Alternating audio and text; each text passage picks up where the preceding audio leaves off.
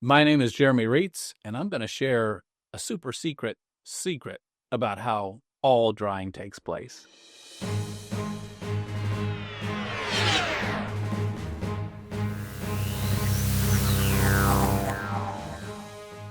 Okay, maybe I oversold the secret part a little too much. But it is true that most people don't really understand how drying takes place. But did you know that all drying takes place exactly the same way, whether you're drying a building, you're drying clothes, you're drying your hair, or whatever? It all happens the same way. And there's only 4 things that you can control that will allow you to dry buildings. I wrote a phrase back in 2003 when I was experimenting with drying, trying to figure out how drying really took place, because we didn't really understand then, and I am pretty confident that we still only are scratching the surface of how drying takes place. But this phrase has proven true for the last over 20 years. Hot, dry, airflow to the water. Now, if you've watched any of my stuff, you've probably heard me say that before, but it really is the basis for everything we know about drying. Hot, dry, airflow to the water. What does that mean? Well, let's take each one of those 4 pieces one at a time. We're just going to touch on them, and then in additional videos, we're going to go into each one of them and see how they work together.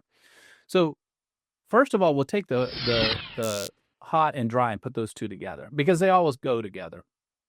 But it's misunderstood what hot means. We're not talking about heating the air, although that may be part of it.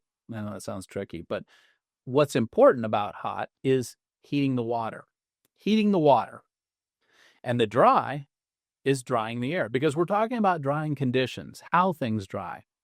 So 2 things that we can do of the 4 are heat the water, dry the air, hot and dry. Now, those 2, we put them together because those are the 2 components that make up vapor pressure differential. So you probably heard that too. Vapor pressure, check your vapor pressure differential, or what was your vapor pressure reading? If you haven't, well, you're going to learn as you go through our training program what vapor pressure and vapor pressure differentials are all about. So here's the really interesting thing about hot and dry is I can get a vapor pressure reading off of water, and I can get a vapor pressure reading off of air. And the higher the vapor pressure of the water and the lower vapor pressure the vapor pressure of the air is, the faster evaporation or drying will take place. That's called evaporation potential. So when we look at hot and dry, we need the water to be warm or hot and the air to be dry. We'll discuss that in further detail, but that's how you create vapor pressure differentials. Now we go to the third item, which is airflow. Now, specifically, we're talking about rapid airflow, and there's a few reasons for that. But rapid airflow will help to speed energy transfer, which helps to heat materials, but it also sweeps away the resulting vapor as materials begin to dry. So hot, dry, and then rapid airflow put together create amazing drying conditions. Those are the 3 knobs that we can turn to make drying take place more effectively. But I said there was 4 things, and the 4th is to the water. Now, we could change this part of the phrase just a little bit to even be to where the water can escape. What we're talking about is if water is trapped, it doesn't matter how warm, dry, and rapid the airflow is, it's not going to evaporate. Just think about taking water or wet materials and laying a piece of plastic over it. It doesn't matter what the drying conditions are above the plastic. It's not going to dry because the water can't escape. Now, if I put that hot, dry airflow under the plastic so that it can have access to the wet materials, boom, I'm drying. So obviously we don't have that typical problem where there's a piece of plastic laying over the wet materials, but we do have issues with wall coverings. So if we think about like a shiny paint, that's going to be very difficult to dry through in most cases, or vinyl wall coverings, or maybe we have plaster, or we're looking at hardwood floors and we have polyurethane on top of the hardwood floors. That's a moisture barrier. Can't dry through it. So we have to move air between the cracks and crevices of the floor. You go into our hardwood floor drying series and learn all about that.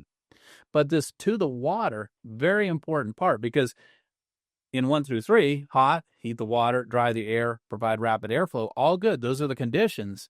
But we got to get those conditions more effectively to where the water can escape so that we can actually create drying. Another analogy could be taking and putting a pot of water on the stove, turning the eye on high. When that water heats up, what's going to happen? It's going to start steaming. It's going to start evaporating.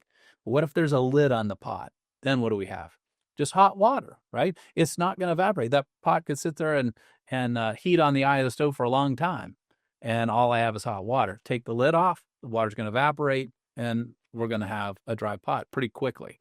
The buildings work the same way. Remember, I said it's how everything has ever dried. Hot, dry, airflow to the water. Well, we're going to go into a lot more detail on each one of those in this series, but just wanted to give you an idea here where we're headed, kind of give you the overview of it, the secret of secrets on how to dry all buildings. May the dry be with you. Actually, that might be Star Trek. Well, I shouldn't even say. Don't delete that out, what I just said. I'm not even supposed to say that probably. This didn't go with it. Forget about it. Go dry something.